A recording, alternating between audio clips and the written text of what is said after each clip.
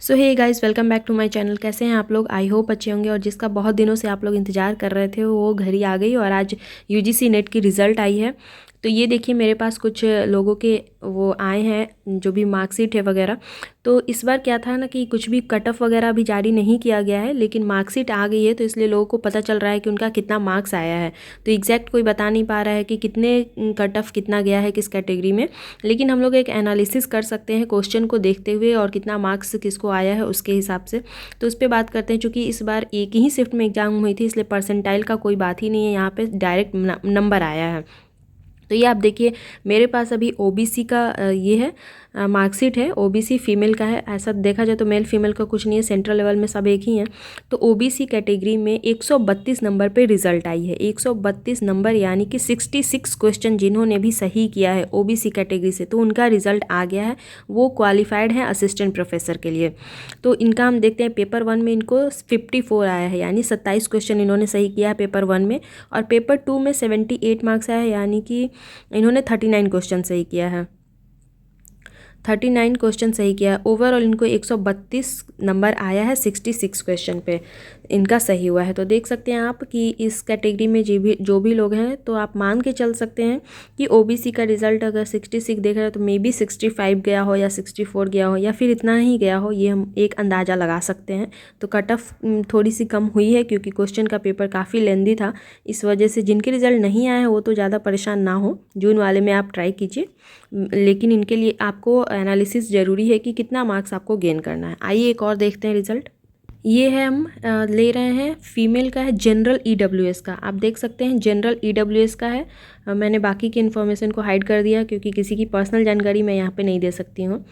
और इनका देखिए, पेपर 1 में इनको आया है 38 मार्क्स, यानी कि इन्होंने 19 क्वेश्चन सही किया है। और पेपर 2 में 114, यानी कि इन्होंने 52 क्वेश्चन सही किया है।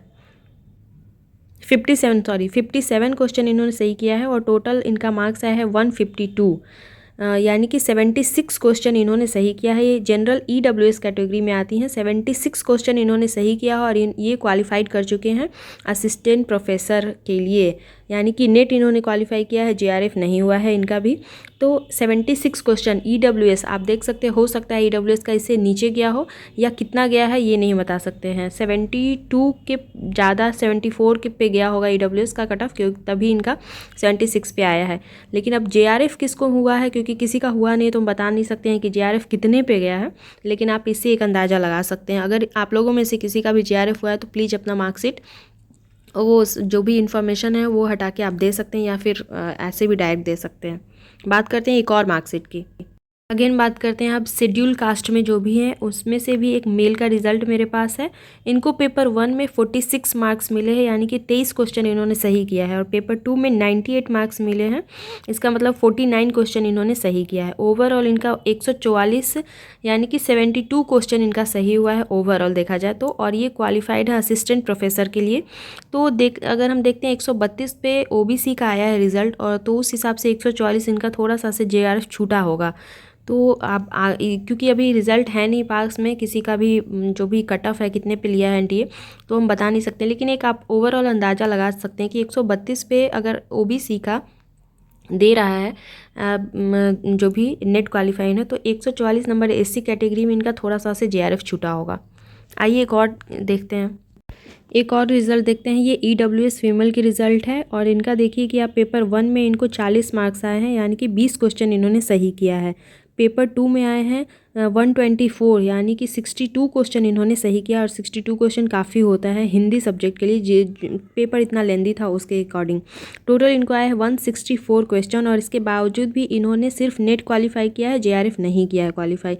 तो आप देख सकते हैं कि 82 क्वेश्चन सही करने के बाद भी सिर्फ नेट हो रहा है, जेआरएफ नहीं। तो कट ऑफ तो वाकई में गिरा है पहले से, लेकिन क्वेश्चन का लेवल भी अगर देखते हैं तो उस हिसाब से आप देख सकते हैं कि कट ऑफ पेपर के हिसाब से ठीक ठाक गया है। कट ऑफ ये नहीं कहेंगे बहुत ज़्यादा हाई गया और बहुत ज़्यादा कम भी गया है, क्योंकि इस बार एक ही शिफ्ट में एग्ज़ाम हुआ था और बच्चों ने काफ़ी मेहनत, जो बच्चे 3 साल से 4 साल से लगे हुए थे, तो ऑब्वियस सी बात है कि उनकी तैयारी काफ़ी अच्छी होगी।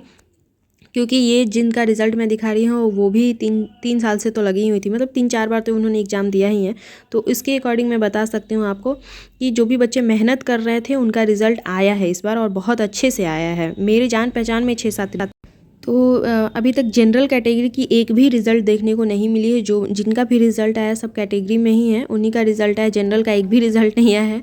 और एक और बात मैं बता दूं कि इस बार मैंने भी एग्ज़ाम दिया था और मेरी रिज़ल्ट नहीं आई हुई है इस बार, क्योंकि पेपर 1 पे तो मुझे भरोसा था, लेकिन पेपर 2 मेरा काफ़ी ख़राब गया था और मैंने बताया भी था आके, तो इस वजह से नहीं आई रिज़ल्ट। बट कोई नहीं, मुझे दुख नहीं है, क्योंकि ऑलरेडी मैं नेट क्वालिफाइड हूँ और JRF तो होने का चांस ही नहीं था।